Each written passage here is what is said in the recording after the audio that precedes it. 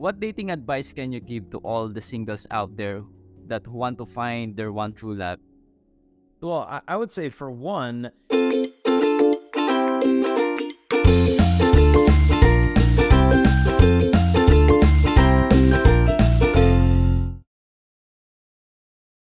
know what you're looking for in a future spouse and become that list. Like, it's not enough to go always try to find the perfect person. The question is, like, do you deserve the perfect person by the way that you're living right now? Maybe there's some stuff in your life right now that you need to root out to become the person who they deserve for you to be. And maybe it's anger, maybe it's addiction, maybe it's lust, maybe it's porn, a lack of ambition, drinking, drugs, like whatever. Like, root that stuff out now instead of expecting marriage to be some kind of a car wash.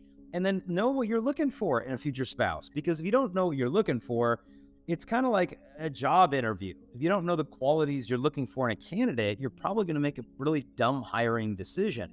And so when it comes time to make that decision, don't make it alone. Surround yourself with people who love you, whose opinions you respect. Your family, friends, good priest. Hey, mom, dad, what do you think about this guy? You think we'd make you go, what do you think about this girl? Like, bring them around the family and listen to that input. I spoke to a girl 2 days ago who just got out of a really toxic relationship. And she said, you know what?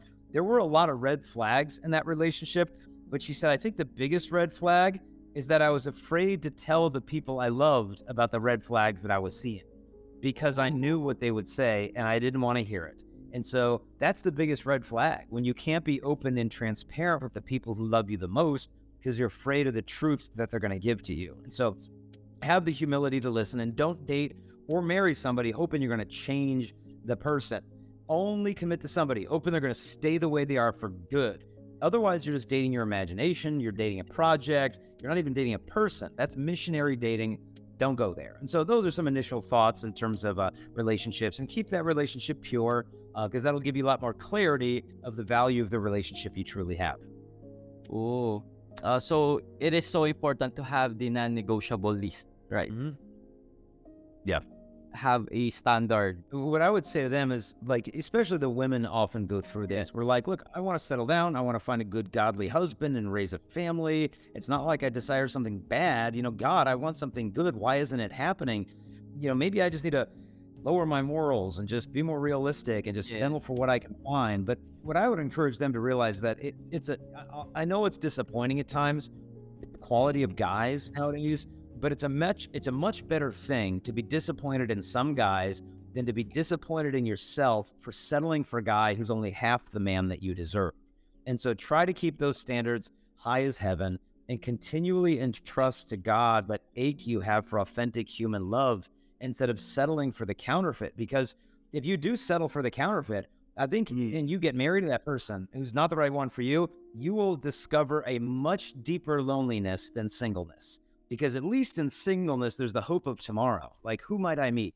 What's around the corner? There's at least some hope there. Whereas if you're in the wrong relationship, it could be a hopeless place. And so kind of try to keep your standards high as heaven.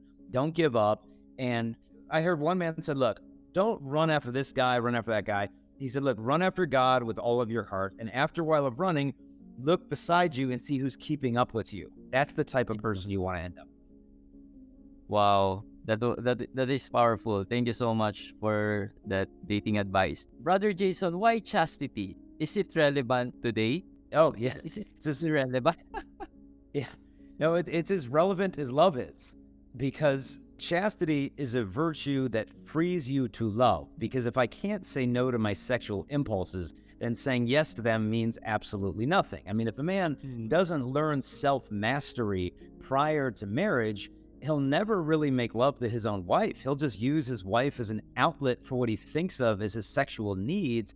And I'm sure a woman's heart can tell the difference. And so chastity frees you to love, but then it frees you to know if you're being loved as well. Because if a guy, for example, won't date a girl unless she's giving him something sexual, then he doesn't really love her. He just loves the pleasure he's trying to extract from her. Like, that's not love. I mean, she might feel wanted, she might feel desired, but it's like a smoker doesn't really want a cigarette. I mean, a smoker doesn't desire a cigarette. Smokers desire the feeling they get from the nicotine in the cigarette. And then when it's all smoked down, they just flick it to the curb. And it's the same way a girl feels after getting used, that he never wanted me to begin with.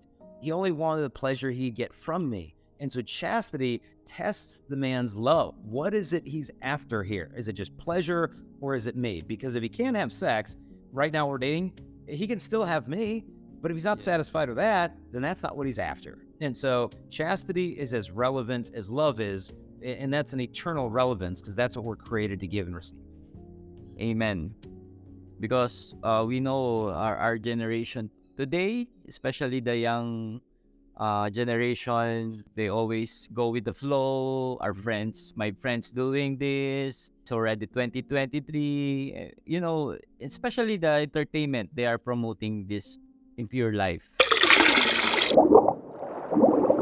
Do you believe in the 3 days of darkness? I always heard this, that it was prophesied by Padre Pio and Sister Faustina. I heard it was part of the message.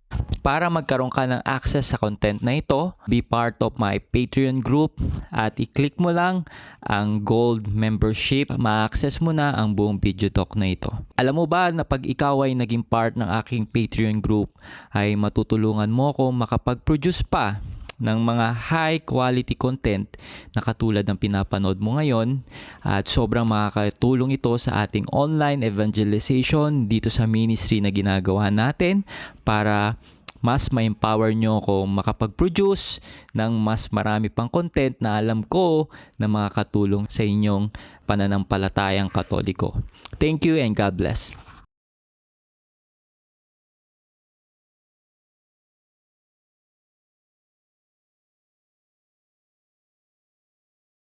So that's it. Thank you for watching this video. I hope na na-bless at na-inspire ka dito sa aking vlog. Make sure na i-like mo at mag-comment ka sa baba ng video na to at mag-subscribe ka sa aking YouTube channel para lagi kang updated sa mga bagong vlog na gagawin ko. At huwag mo din kakalimutan na i-like ang aking page. So this been Adrian Milag, encouraging you to live your life to the fullest. God bless you more abundantly.